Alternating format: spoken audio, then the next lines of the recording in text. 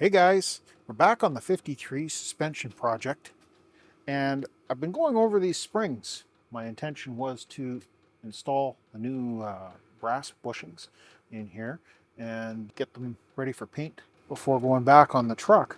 However, I don't think I want to change out these bushings. They appear to be steel as opposed to brass. And we take one of the new bolts and put it down in there. That's got a pretty nice fit.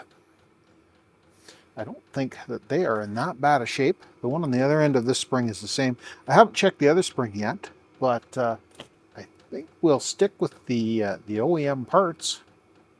Just make sure that we keep them greased so that they don't wear either the bolt or the bushing out. And I think we'll be okay.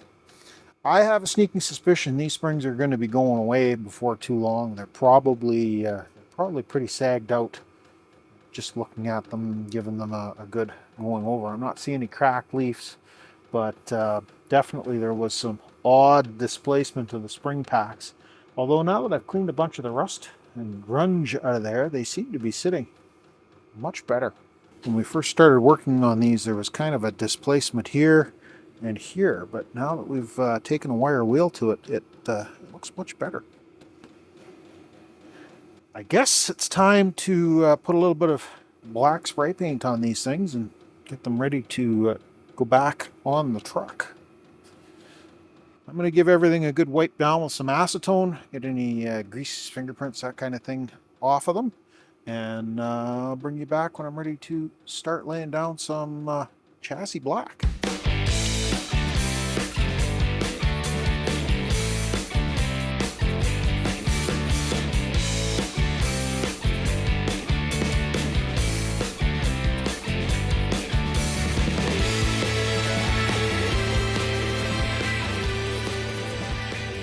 Next item on our little list of things we got to clean up is the tie rod.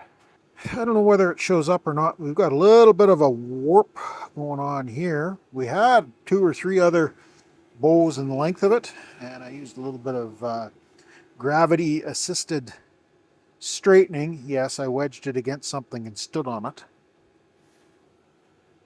And we were able to get pretty well everything out of it except this little kind of bow happening here. It is pitted, it is rusty. It's not rotted out though, and it is basically just a hollow tube with some threaded ends. One is left-hand thread, one is right-hand thread, I believe, so that you can twist this and make it longer or shorter. Before we get too carried away though, I think our first step is going to be taking a measurement on there, finding out what the distance is across. Once we get this tie rod end out, I'm going to try straightening this little bow just a bit more. Let me grab a tape measure. I'll put you guys on a stand and we'll see if we can get a measurement across what the center to center length of that is.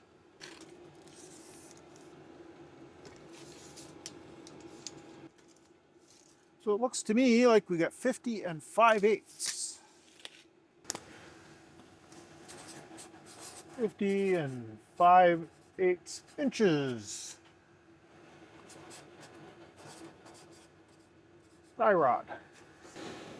Okay, let's see what we can do here. That is 9/16, I do believe. Ooh, that's loose. Let me grab an impact, we'll hit that and see what happens. I'm not holding my breath. The good news is the nut doesn't seem too bad. The bolt, on the other hand,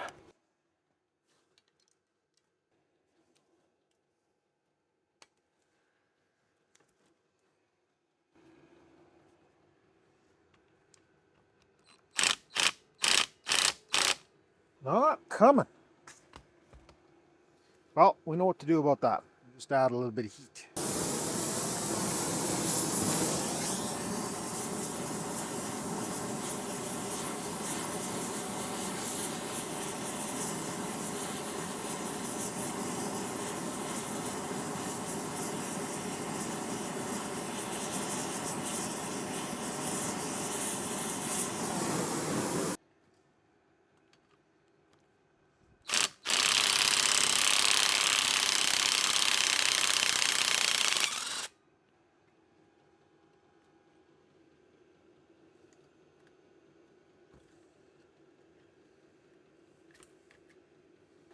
What do you figure?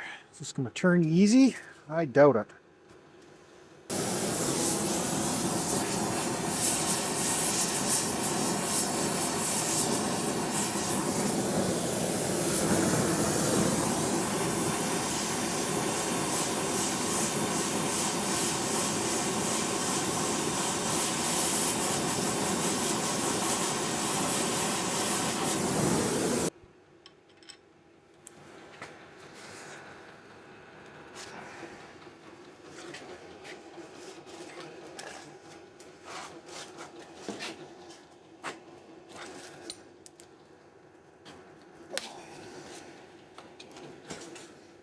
Man, that thing put up a fight. Took a bunch of heat and eventually opened up. I was able to get some lubricant in there and it came out. Once it started moving, it actually didn't go too bad. But I don't know how well it shows up in the camera here. We've still got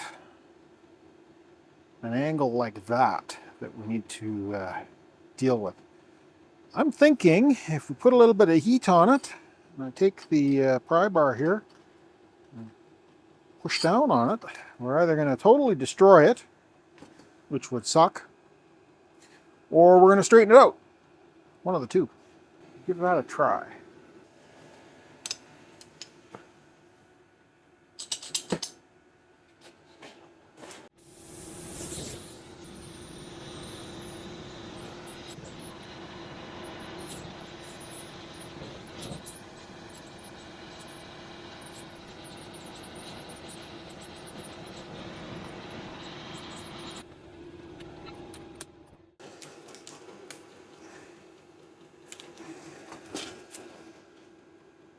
Yeah. Well, we still got some heat in there. I'm going to go try another pry method. It's not perfect, but it's a lot better than it was. I think we're going to call that a win. I think the next step is going to be letting this thing cool off. I just put a brand shiny new wire wheel on the bench grinder. I think we're going to go stem to stern on this thing with the wire wheel. See if we can get the worst of this scale and stuff off of this thing. And while I'm not real impressed with the results that I'm getting from the navel jelly, I think we're going to hit it with that. I'm going to shut you guys off while this thing cools, and I'll bring you back over at the bench grinder and see what kind of cleanup we can get. One nice thing about winter in northwestern Ontario is there's all sorts of cooling just outside the door. A little bit of snow.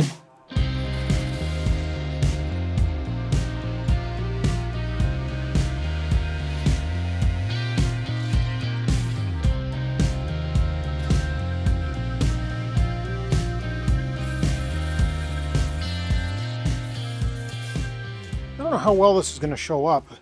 We've got both ends of this tie rod resting on a couple of blocks of wood, and there's still a little bit of bow to it, but it's much better than it was, and I think that's good enough. These are available, just shipping would be a pain if I did want to get a new one. I think we'll just clean this one up. We are trying to do this truck on a budget because the engine kind of blew the budget.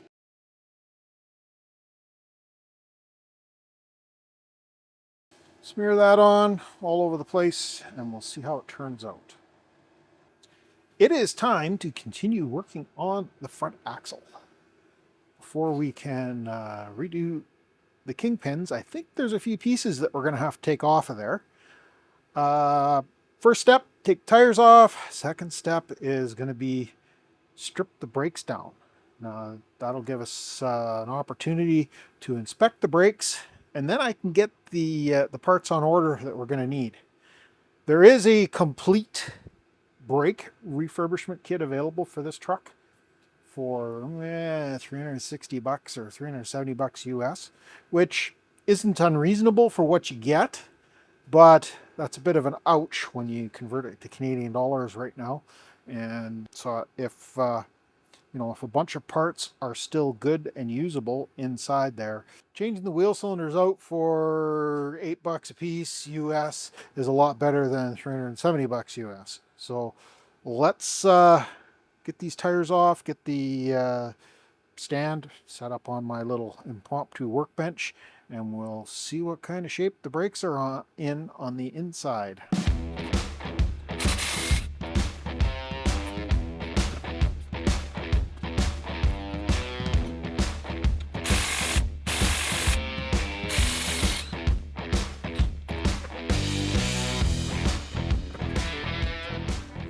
Little retainer clips on here on the wheel studs that hold the brake drum on. So either this has never been apart in the 100,000 miles that are on this truck, and the 28 or 29 years the vehicle was in service, or whoever took it apart always pulled the wheel bearing out.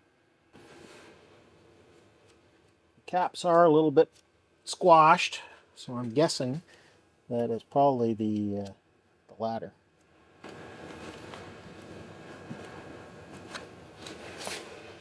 That came out easy. Looks like it's in nice shape. It's not all rusty. Let me get the other one.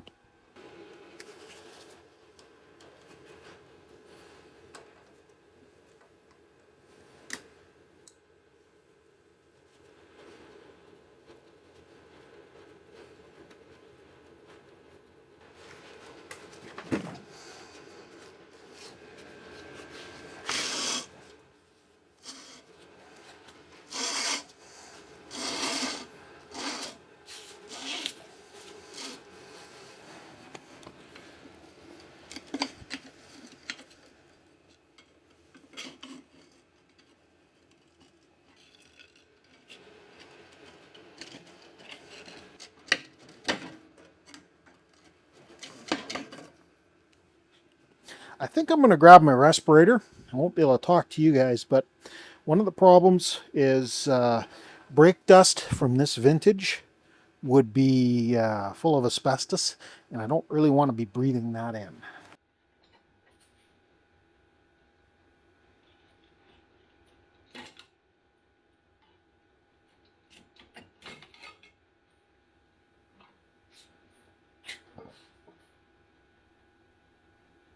Hey guys, I think we're going to skip ahead here a little bit. We don't really need to look at the brakes in this video. That's a big enough topic for its own content, and we'll continue on working on the axle. Here's a Kingpin kit. This came from LMC, and it's from Speedway. So I don't know whether there's any advantage to buying it direct from Speedway or as opposed to from LMC. Doesn't really matter because we've got it. Kingpins, we've got felt caps, we've got oil felts, we've got new bushings for the spindle, and we've got shims to take up any gap. And we've got the support bearings, and these have one side spins, the other side is a solid cover. So need to pay attention to how that goes in. I don't know which way it goes. We'll follow the instructions, and it does come with instructions. I don't remember ever replacing kingpins on a vehicle. I think I had them apart one time on a old Nash that I worked on. So I'm going to crack open these instructions and give them a little bit of a read and see what they have to say.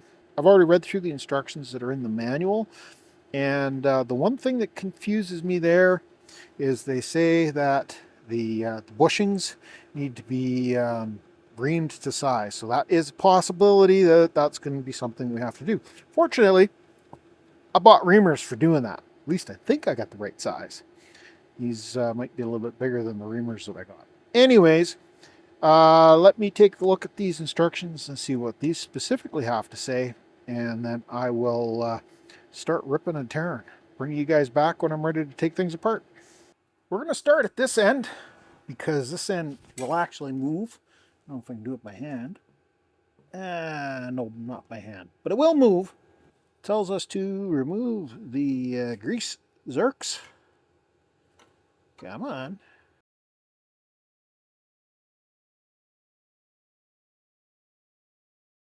The instructions did say that you have to ream it to size. I've got that figured out, I think. Now that is a 11/16. That came fairly easy.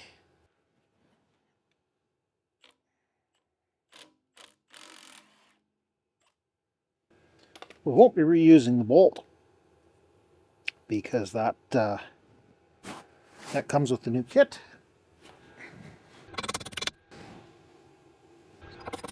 That came out fairly easy. Now this is a hardened shaft, and that's steel. And it very clearly says in the instructions not to use steel against hardened steel.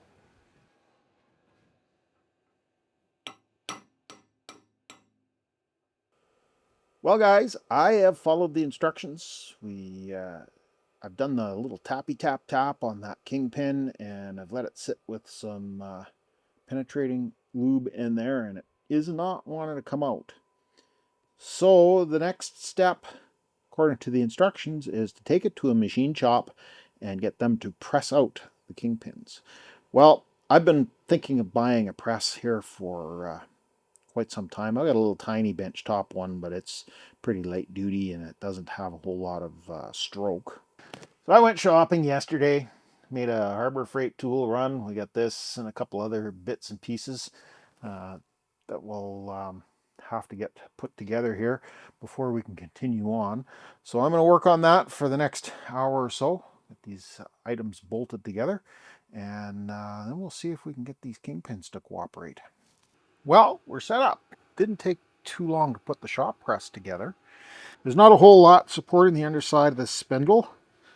There's not much to grab onto. I'm hoping it's going to be okay. I'm hoping that this thing is going to start moving without too much pressure put on it. I kind of wish this thing had a pressure gauge on it, to be honest. Yeah, it's looking crooked. We don't like crooked. Let's see how that works. There's a lot of pressure on there. It does say to specifically avoid using heat, but I think we're stuck hard enough. We're going to need a little bit.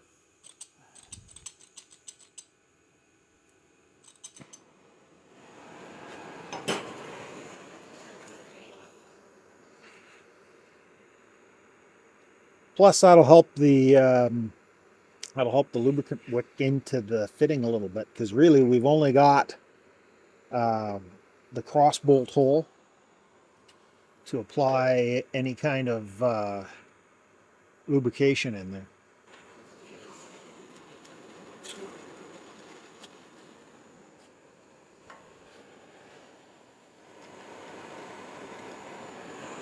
Put a little bit of heat into these spindle knuckles too. If for no other reason than it warms up the grease, makes it less sticky.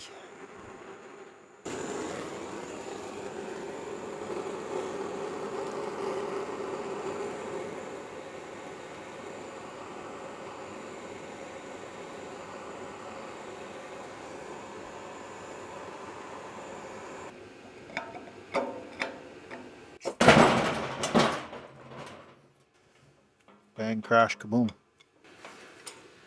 Okay, let's give that some go and see what happens. Where I'm mounted here now is across this flange at the bottom, because I'm worried that we're just pushing the top of the kingpin into the blocks, and that's just not going to do anything.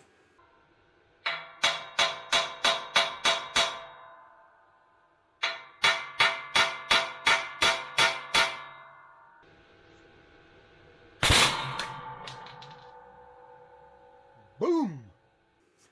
Well guys, we got a kingpin out. Definitely was being grumpy. A little bit of, it doesn't even look like it's that rusty, but the rust basically was acting like glue, I'm guessing. And we had to overcome that. Put you on a stand here, and then we'll take this steering knuckle apart. Hopefully we can see where all the bits and pieces come from. There's a bearing and probably a shim, and we need to make sure that when we put things back together they end up in the exact same orientation that they're in right now. There we go guys, we got the kingpins extracted. And oh boy, this end here with the goofy steering knuckle on it, that put up a fight. I had to put a lot of heat into that. and a lot of pressure from my new hydraulic press in order to get that thing to break free. Wow, it did not want to let loose.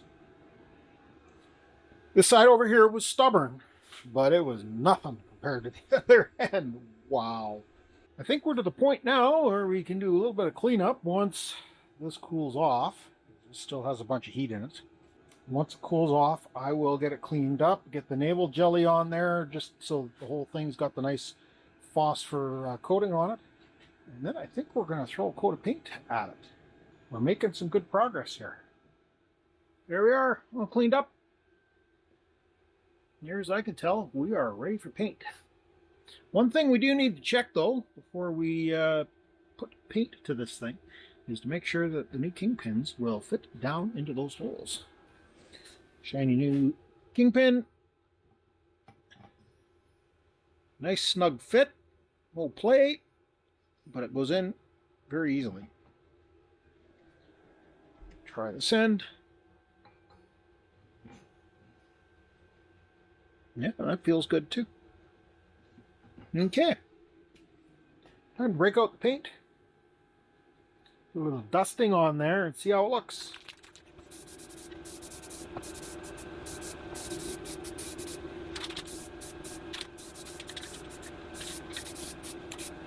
Well guys, we've got paint on the front axle, along with the passenger side steering knuckle and the driver's side steering knuckle. It's almost reassembly time, but I noticed that there wasn't any kind of plating or paint or anything on these new U-bolts.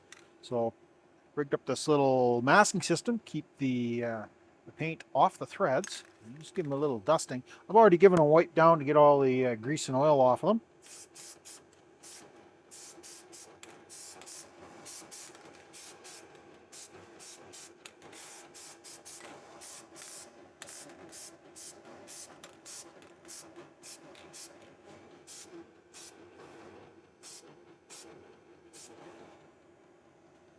And we'll give them a minute, spin them around, and do the same thing from the other side.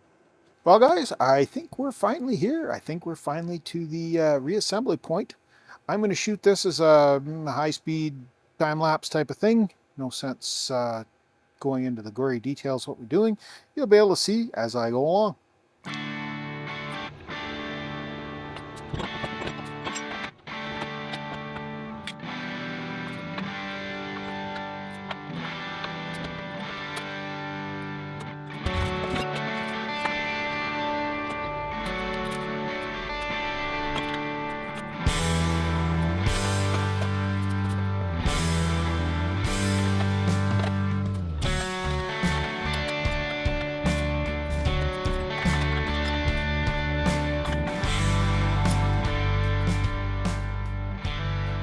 There we are. We've got two springs mounted. I've got the U-bolt set on there. I reused the bushings in the spring eyes. I checked them for clearance. They were nice and snug. So going by the general rule of thumb that decent originals are better than brand new ones, I went with the originals. I think I'm going to end up doing the same thing in the spindle assemblies. I've checked the bushings for the Kingpins. I suspect this truck has had Kingpins done fairly recently. Fairly recently as in a good possibility they were done around the same time the engine was rebuilt in the late 70s.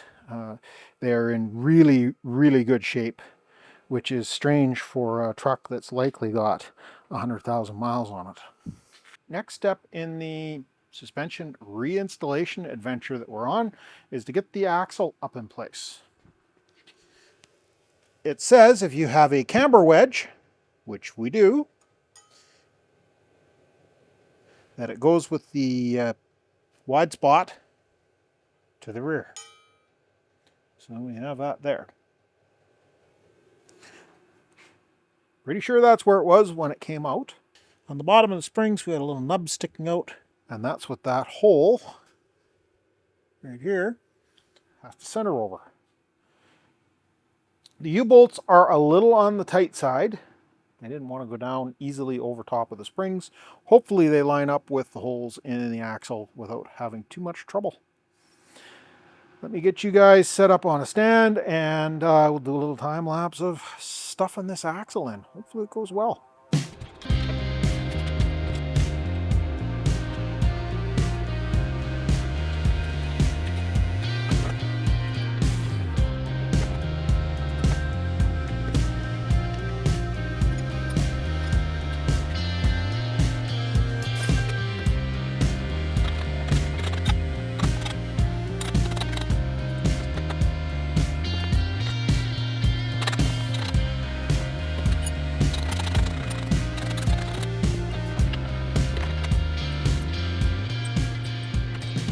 We've got things kind of sort of lined up, I think.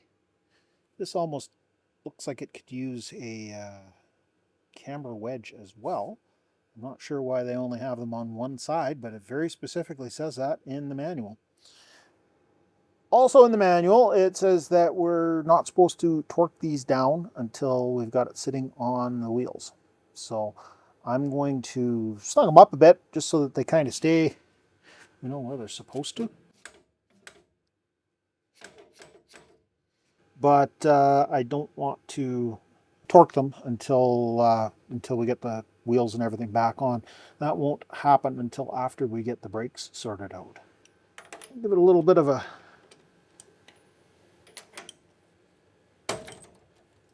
that looks better.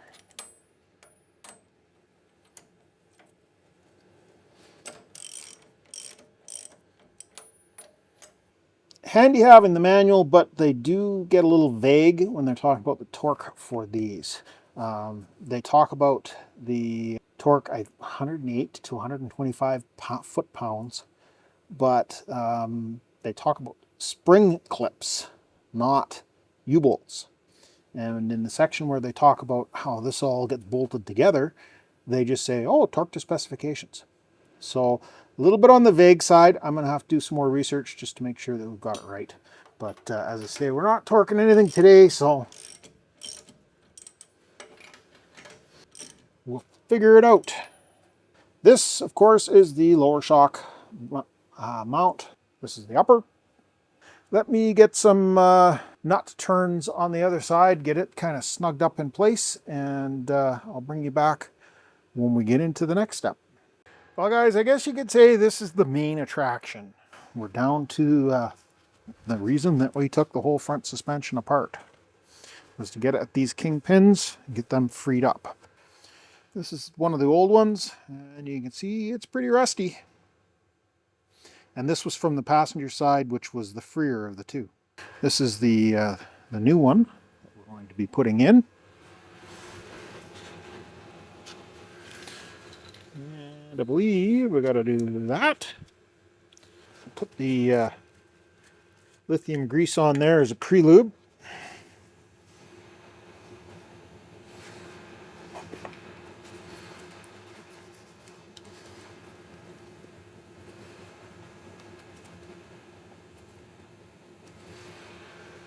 And now I guess we put it up in place.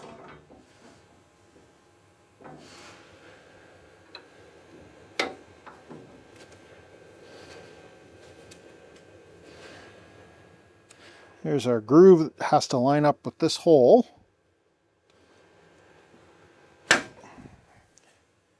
And that's not what I wanted to do. Went a little bit quicker than I was expecting it to.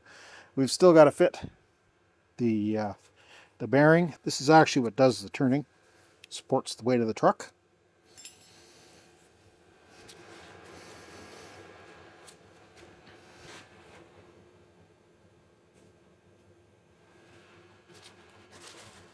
Now we need to check for play. So we'll push this down.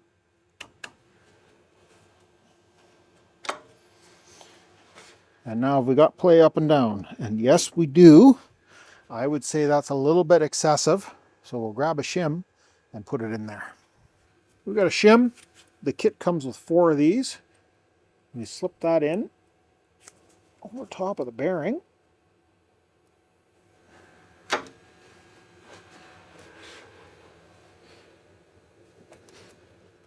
And now we basically don't have any play with the in the up and down And ooh, we got steering. Still need to fix the drag link, but definitely making progress here. Now that we've got the kingpin down in place, doesn't say to, but a couple little whacks. We've got our lock bolt. This engages with the groove that's in the opening, or should be in the opening.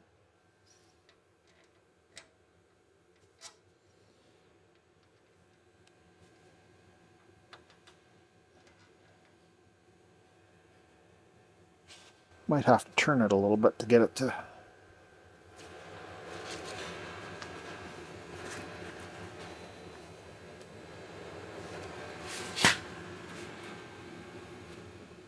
That looks better.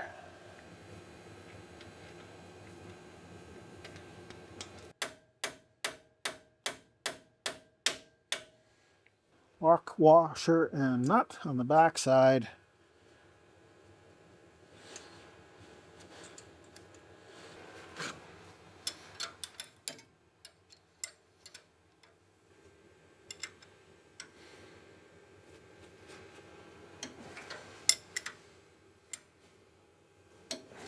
We've got new grease zerks that I put in. Here's our stop bolt. I didn't move it at all. Drag link will come back to the fitment arm. I've got to repeat this on the other side. Don't need to show it to you guys again. And I'll bring it back when we're ready to deal with the tie rod. Here's our tie rod laying up on top of the frame. Obviously that's not where it goes.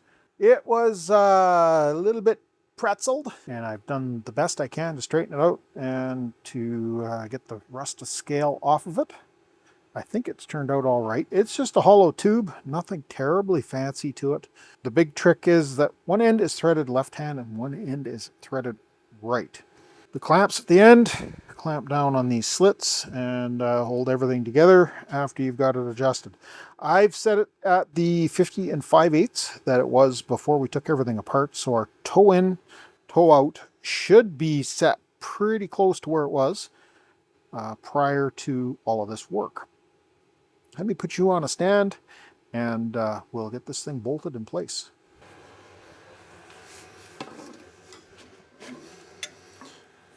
What we have here is a rubber dust cover, and this is tapered and it fits into the tapered arm. As we draw it up into the steering arm, it will get tighter and then we can actually undo it at some point in the future if we have to.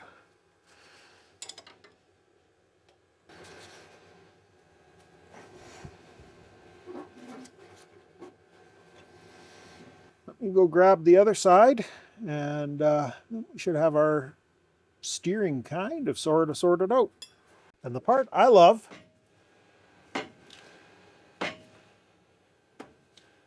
we now have relatively free lock-to-lock steering. And we can't forget our all-important cotter keys. My personal goal for this weekend is to get the steering system back so that we can turn the wheel and the spindles move. The last thing we need to make that happen is the drag link. I've had it soaking here a little while I went and had a bite of supper, and kind of brushing the worst of the grease off of it. It's going to need a brief discussion with the wire wheel to get cleaned up to the point where we can consider splashing some paint on it, but the grease residue is coming off nicely with the parts brush. This is just paint thinner, Varsol, whatever you want to call it, in a plastic tub that I've been using to clean stuff. So we got the first pass cleanup done here, and it's not too bad. Got all the parts and pieces out of there, most of the grease, not worried about up in there so much. You'll notice there's a little bit of a tweak to this, and I thought, oh, how the heck did they bend that, and what am I going to do to fix it? But actually, based on the pictures I'm seeing in the manual, it's supposed to have a little bit of a bend there. Not really sure why, but it does. Still a little bit more cleanup to do here. It needs to be wiped down with some acetone, get the last of the grease and oil residue off of it. And I'm going to splash a little bit of black on it, and then we'll start looking at putting it back together. The steering wheel is basically centered right now, so we can put our pitman arm. There's a notch in the shaft coming out of the steering gearbox that engages with the nice big bolt.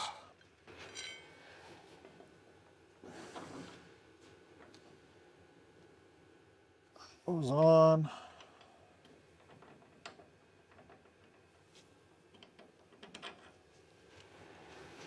I don't know whether that's any good or not. When we get to cleaning up the steering gearbox, we'll decide whether that is too much or not enough free play. And we got a rubber and steel boot that needs to go on over the ball stud. And we've got our drag link. And the bent end, I guess, goes over the front. Let me smear a little bit of that lube over top of these balls so they're not going together dry.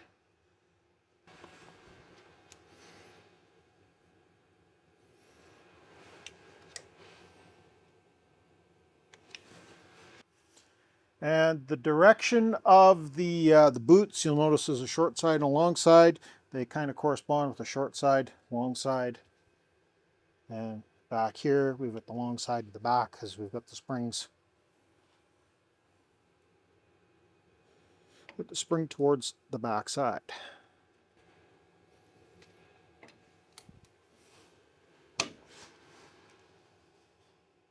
Okay, front is on. This is not necessarily the right tool for this. It's just a scraper. It seems to fit fairly well.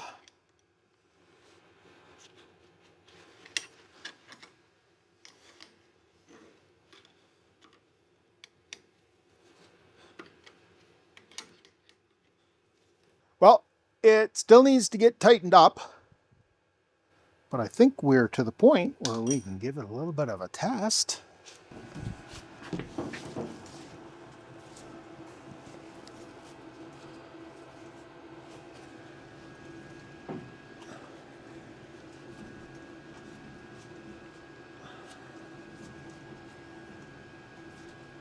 That seems to work pretty good.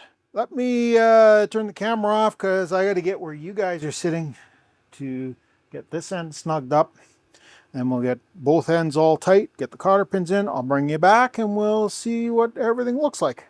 Well guys, I'm going to say that was a successful weekend's worth of work. We've got everything back together. It all seems to be working pretty good.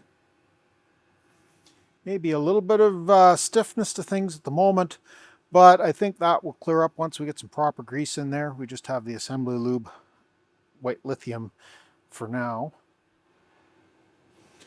Obviously, everything's got to get torqued, everything's got to get the cotter pin set, and we've got to get some brakes and some wheels back on these things. Speaking of brakes, there we go. Parts are on order.